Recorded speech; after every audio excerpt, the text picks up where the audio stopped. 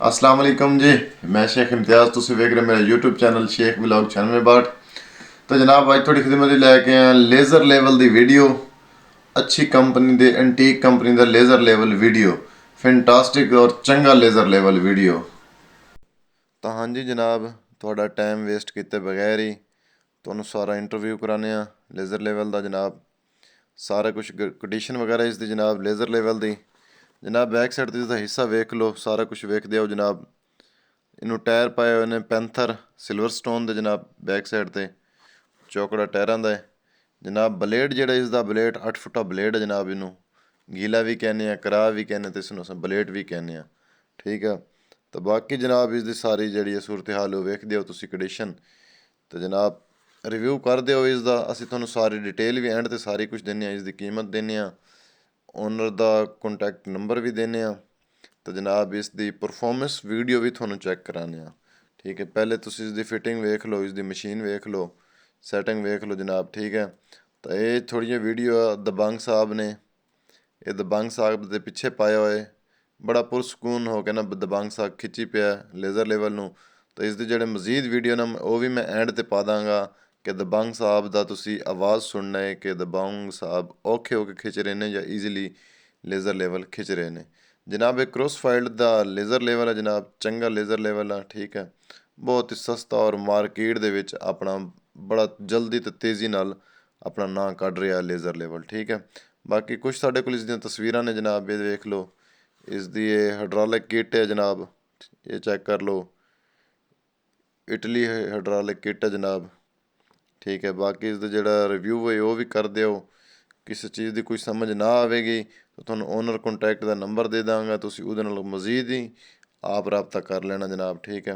इसकी तफसील जी है ना वो तुहानू देनी है जनाब। फिलहाल तुसी इसका रिव्यू कर दो।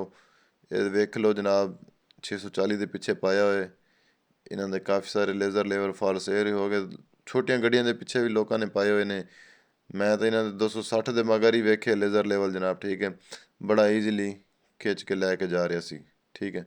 बड़ा ईजी काम कर रहा सी। ठीक है। चैक कर दो जनाब, इसकी सारी तफसील डिटेल जी है तुहानू एंड ते देवांगे। तो उस तो पहले जोड़े भी चैनल ते नवे आए ने मेरे चैनल में सबसक्राइब कर लैन, तो नाल ही बैल आइकन के बटन में प्रैस कर दें। ठीक है। ये कंपनी जनाब क्रॉसफाइल्ड इसकी मशीन थोड़े सामने पई है जनाब। ठीक है। अच्छी और म्यारी चीज़ है, सब तो बेस्ट चीज़ होंगी है मशीन, तो वो अच्छी और म्यारी है। ठीक है। इंपोर्टेड है, बिल्कुल इंपोर्टेड माल है जनाब। ठीक है। बाकी रिव्यू कर लो जनाब। वीडियो तो लाइक तो कमेंट जरूर करना जनाब। लेज़र लेवल अगर किसी भाई ने चलाया है तो वो कमेंट मैंने जरूर दसे कि लेज़र लेवल किदा दा। अगर नहीं चलाया तो एक बार कोशिश करो लैको चलाओ इनू तुसी। ठीक है। बड़ी प्यारी चीज़ है, एंटीक चीज़ है जनाब। हर चीज़ की जिम्मेवारी है, गारंटी है। मशीन वेख लो इसकी जनाब, पैकिंग इंपोर्टेड माल है सारा जनाब। ठीक है। इसकी हाइड्रोलिक किट है जनाब, इटली दी है जनाब हाइड्रोलिक किट। चंगी इंपोर्टेड माल है जनाब, इंपोर्टेड किट आ। रिव्यू कर लो जनाब, इसका भी वेख लो। मशीन दी कुछ तस्वीरां ने, ये वेख लो जनाब। पाकिस्तान दे विच कंपनी तो काफ़ी सारे लेज़र लेवल आईयां ने जनाब, लेकिन जी ये कंपनी है ना ज़बरदस्त, इस तो पिछे आके ख़त्म हो जाने लेवल कंपनियों ने। ठीक है। बड़ी प्यारी चीज़ है, नायाब चीज़ है, एंटीक चीज़ है जनाब। रिव्यू कर दो जनाब, सारा कुछ वेख दो।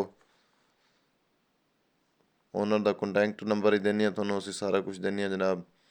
ये कुछ चंद तस्वीर सन क्रॉसफाइल्ड दियाँ, क्रॉसफाइल्ड एग्रो उस कंपनी का लेज़र लेवल है जनाब। किसान तो बड़ी जल्दी इस पासे रुझान कर रहे इस लेवल वाले पासे, क्योंकि किसान दी ये बड़ी ज़रूरत ईजाद चीज़ है जनाब। ठीक है। इसके कुछ चंद तस्वीर ने, उन्होंने रिव्यू है जनाब। बड़ी एंटीक चीज़ है। जोड़ा ऑर्डर का कॉन्टैक्ट नंबर है वही थोड़ा देने, कलर ही तुम अपनी मर्जी का करा सकते हो, हर चीज़ अवेलेबल है। ठीक है। और बड़ा बाइखलाक इदारा है जनाब। ठीक है।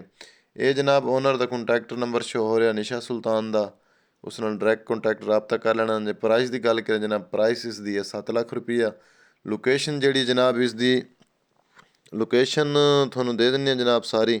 लोकेशन जी भी है वह भी तुसी दसदे थोनों। लोकेशन इसकी है गुलशन मार्केट, नून चौक, मुल्तान। ठीक है। बाकी ਓਨਰ ਦਾ ਕੰਟੈਕਟ ਜਿਹੜਾ ਸਕਰੀਨ ਤੇ ਸ਼ੋ ਹੋ ਰਿਹਾ ਨਿਸ਼ਾ ਸੁਲਤਾਨ ਦਾ, ਉਹਦੇ ਨਾਲ ਰਾਬਤਾ ਕਰ ਲੈਣਾ ਜਨਾਬ, ਠੀਕ ਹੈ। ਬਾਕੀ ਅਸੀਂ ਐਂਡ ਤੇ ਇੱਕ ਛੋਟੇ ਜਿਹੇ ਕਲਿੱਪ ਇਸ ਦਾ ਪਾ ਦਿੰਦੇ ਹਾਂ ਦਬੰਗ ਸਾਹਿਬ ਦਾ, ਜਿੱਥੇ ਦਬੰਗ ਸਾਹਿਬ ਖਿੱਚੀ ਪਏ ਨੇ, ਠੀਕ ਹੈ। Thanks for watching.